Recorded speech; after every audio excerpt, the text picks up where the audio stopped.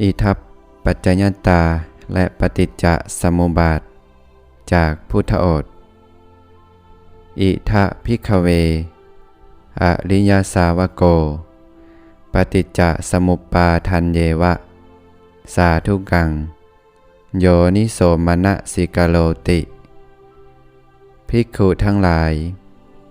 อริยสาวกในธรรมวินัยนี้ย่อมกระทำไว้ในใจโดยละเอียดเป็นอย่างดีซึ่งปฏิจจสมุปบาทนี้นั่นแลดังนี้ว่าอิมัตสมิงสติอิทังโหติเมื่อสิ่งนี้มีสิ่งนี้ย่อมมีอิมัตสุปาทาอิทังอุปสติเพราะความเกิดขึ้นแห่งสิ่งนี้สิ่งนี้จึงเกิดขึ้นอิมัตสมิงอสติอิทังนะโหติ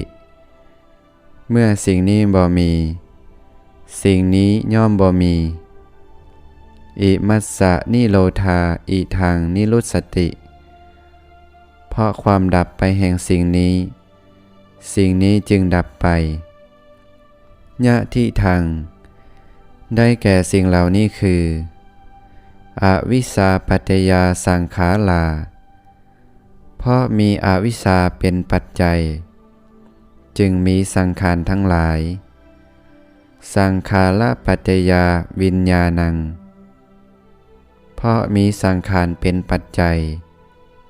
จึงมีวิญญาณวิญญาณปัจจยานามรูปังเพราะมีวิญญาณเป็นปัจจัยจึงมีนามรูปนามรูปปัจจยาสลายตนังเพราะมีนามรูปเป็นปัจจัยจึงมีศาลายตนะศาลายตนะปัจจยาภัสโสเพราะมีศาลายตนะเป็นปัจจัยจึงมีผัสสะผัสสะปัจจยาเวทนาเพราะมีผัสสะเป็นปัจจัย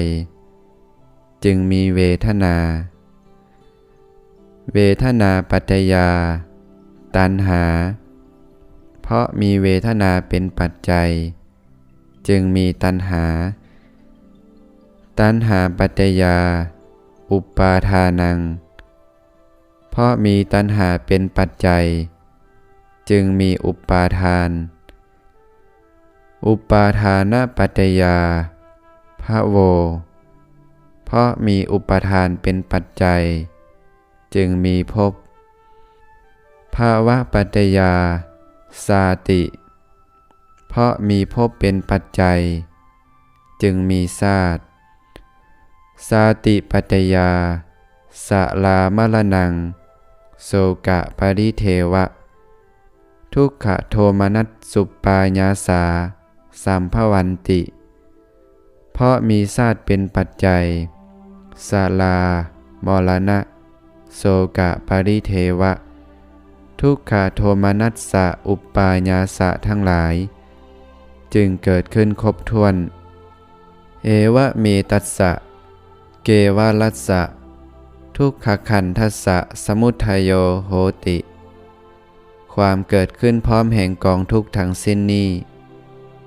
ย่อมมีด้วยอาการอย่างนี้อวิสายะตาเววะ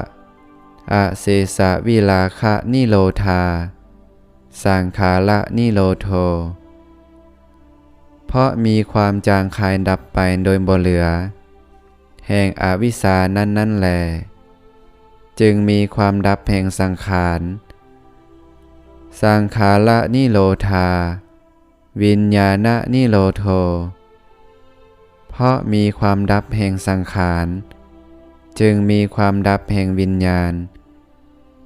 วิญญาณนิโรธานามรูปะนิโรโธเพราะมีความดับแห่งวิญญาณจึงมีความดับแห่งนามรูป